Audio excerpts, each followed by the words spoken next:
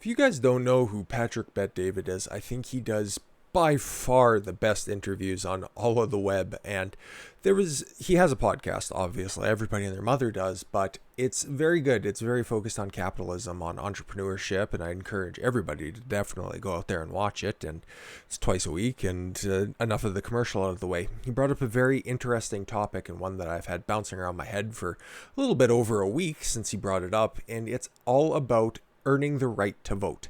I couldn't find the video, but I found all of the points when he laid them out there before, and this was written, in 2013. He brought it up recently on a podcast episode, and I really like it because I've been talking about bringing the Electoral College more to a very state granular level, just like up there in Maine and in Nebraska, where you have a couple of different districts. I think every state should adopt that so that there isn't the tyranny of the large cities like you have in Illinois, where, all it takes is, okay, where's Chicago going to vote? Okay, yeah, they vote overwhelmingly Democratic, and they're going to, and you just look at the rest of the outlying states, or outlying counties, that is, and they are ruby red, by the way. And it doesn't much matter. You might as well just throw your ballot into the river with, the other Trump votes that are out there. That's why I think that, the Electoral College should be brought to the state level, and, those outlying counties should have as much say as the counties encompassing the large cities that end up tyrannizing the rest of the state. But what this details here is how to take that to a personal level, okay? Because his idea is not every vote should have the same weight. And I totally agree. I think you should have to earn the right to vote. You should have some skin in the game. Now, he breaks down a couple of different important points here, and I'll just read through the article here. It's brief, and I'm just going to add a couple of my own little touches to it and see what you guys think about that. The right to vote is an American freedom that many of our citizens take for granted. In the 2012 presidential election, just more than half of those eligible to vote, 58.2%, actually voted, down from 61.6% in 2008. While many factors could help explain this, the right to vote, clearly it just isn't important to many people. Should the right to vote be an automatic entitlement just because somebody is a citizen of the United States? I don't think so. If you want to be eligible to vote, you have to earn the right. And that just doesn't mean, I've registered to vote, therefore that means I'm good.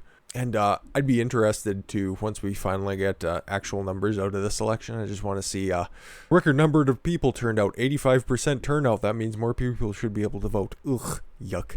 My philosophy behind the way we should earn the right to vote comes from how we honored and privileged I was to have the opportunity to live in America. As an immigrant who left Iran 6 weeks after Ayatollah Khomeini died, I never looked at voting as something I should be entitled to, but something I needed to earn. Now, here are his points, and I like most of them, but like I said, I'm going to add my little spin on here. Okay, pay $1,000 in taxes the previous year. If you've got a job, you've got to vote. America is $17 trillion in debt, and it's way more than that now, thanks Obama, and Trump too, come on now. With no viable solution in sight, if you want to be heard and have your vote count, then at the very least, you should be contributing $1,000 in taxes. Whether at the state level, whether at the federal level. There's a bunch of great states out there that don't charge federal or state income tax. But yeah, if you kick up $1,000 in tax, absolutely, you deserve one vote. And what do I mean by that? We'll get a little bit more into it. Military personnel, men and women who are currently serving for or served for at least 2 years, should be given the right to vote. Put their lives on the line to keep America free and protect our great nation, so this goes without saying. Exactly. Police officers, firefighters, park rangers, clerks, and judges, all of these men and women who protect the communities and help them be a safer place to live, and therefore should be given lifetime voting privileges. Absolutely, 100%. Actual heroes. Like, yeah, okay, you see park rangers there, and you might think, what do they do? They just stand in their watchtower? No. Give me a call next time you're being fucking mauled by a mountain lion, and tell me a park ranger doesn't, help you out there. Job creator, a small business owner who created a job, at least one job, in the 12-month period automatically qualifies to vote. Yeah, you are legitimately kicking up to the rest of society by employing people, paying payroll taxes, and allowing them to pay more taxes into society. So, yeah, definitely. The founder for a nonprofit that raises $25,000 in a calendar year. Whether they're working with children, the elderly, sick, or injured, nonprofit organizations make huge contribution to the quality of life for so many people. If your nonprofit raises $25,000 in a calendar year, you get a vote. If you're an employee or a volunteer of a nonprofit for at least 20 hours a week for 90 days of the year, you also earn the right to vote. A retired individual who has paid into a supplementary security income and SSI for at least 10 years, another example of giving back, as you have helped improve the quality of life for low-income elderly, the blind, or disabled. You have earned the right to vote, doing something legitimately charitable, not like Biden's cancer charity, which I might cover in the future. I'm not entirely sure, but they collected, I forget what year it was, I think it was in 2019. They collected $3.6 million, and you know how much money they gave to cancer charity? Zero goddamn dollars. Yeah, if you could fucking believe that. Yeah, like I said, I might cover that in the future because it's very important. Anyone with a bachelor's degree, and this is where I'm going to add a little hyphen here. Higher education is always important and proves your commitment to getting ahead, and after graduation, you earn the right to vote. Now, when I start adding my little 2 cents into this, I will amend that, but I just want you guys to put a pin in that one so we remember it for later. Who shouldn't be able to vote? An 18-year-old who has never worked a day in his life isn't qualified to vote. Yeah, buddy. Voting will take on a whole new meaning once you learn what it means to support yourself by holding down a job and paying bills. Exactly. If you're receiving unemployment, you lose the right to vote until you re-enter the workforce. Well, if you're paying taxes or if you're doing something on your time off, yeah, by all means, you have earned the right to vote. Now, something that has changed since the time that he wrote this, and an addendum when the thought was brought up on the podcast, was you earn multiple votes. Okay? So if you pay $10,000 a year in taxes, let's just say, you get 10 votes. You're a military personnel. You've served for, I'm going to make the little addendum here. Okay, you've put in 15 years of service. You get 15 votes.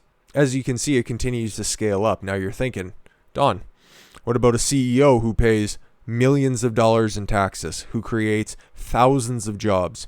Are they going to have millions of votes?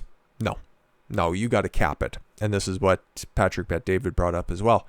Cap it at 100 votes. I think if we think about this a little bit more, 100 might be either a little bit too high or a little bit too low, but you have to be able to pool all of your contributions to society together and, use that equity, that credibility that you've created for yourself and for society, and use it to the best of your abilities.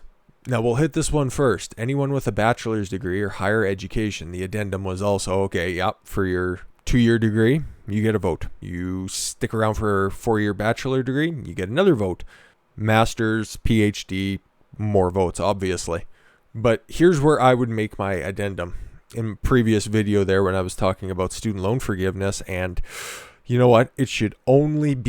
University should only be a place for STEM, okay? Trade schools, you learn something tangible and you go ahead and apply the trade that you learned right away, and you become a contributing member of society. I think that is the only type, if there isn't going to be widespread, and I'm going to go ahead and unironically use the term widespread, university reform, I don't want these activist disciplines incentivized, okay? I do think that this is a great idea to revolutionize the vote, because somebody who just lives on the government tit should not have the same amount of say as it's a small business owner or somebody who owns, let's just say, a half dozen Tim Hortons restaurants around town, who is, maybe it's a kid who's working as a gas jockey down at Co-op, and then on the weekends they help out at the Rotary House. I'm also not adverse to the fact that anybody who pays taxes should be able to vote. In a lot of states and a lot of provinces, you can begin to work and you can be taxed at 16 years old. Now, here's another little addendum I would also have. Okay, either let the 16-year-old who is paying taxes, who is contributing to society, vote, which I hesitate. I kind of stop a little bit early to say that they should be allowed to vote, but hey, if you got skin in the game, by all means, your vote is valid and you should be able to have a say in where your money is going. But then at the same time, I also think that there shouldn't be any taxation on people who are under a certain age. I'm also for raising the minimum age of voting.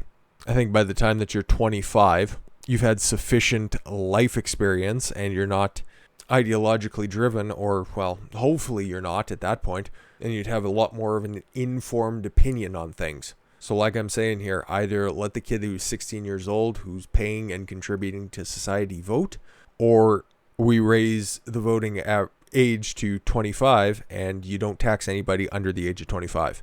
But can you continue to accumulate votes for yourself up to whatever we decide the cap is going to be? I think 100 is probably fine. You can accumulate that up until the age of 25, and then taxation kicks in, and then, yeah, you're allowed to vote in whatever election is being held.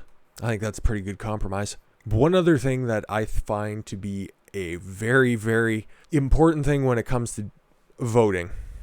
Okay, you have to have a basic understanding of who you're voting for and what their platforms are, because there is nothing more dangerous than an uninformed voter. Well, okay, this past election cycle, we've kind of figured out that there's nothing more dangerous than a dead voter, but let's just take that out for a hot second. And in my opinion, if you don't know what you're voting for, you shouldn't be voting. You should have an understanding of who you're voting for, what you're voting for, and where they're going to be serving. If you don't understand those platforms, you should not vote. Just because your parents voted Democrat their entire life doesn't mean that you have to come in and vote Democrat for your entire life, because maybe your guys' interests have diverged somewhere along the line. I think that that is highly possible, and you know what, quite likely in today's society, because what a Democrat meant 50 years ago does not mean what it does today. And same with Republicans, okay? The current shift in the Republican Party, sort of, is way different than a Nixon Republican. But once you accumulate all of these votes, let's say, yeah, okay, you've worked yourself up over the years and you've acquired 50 votes for yourself. I think that if you take away from society, now, okay, right now, if you're a felon, you can't vote. I think if you commit a violent felony, you should not be allowed to vote.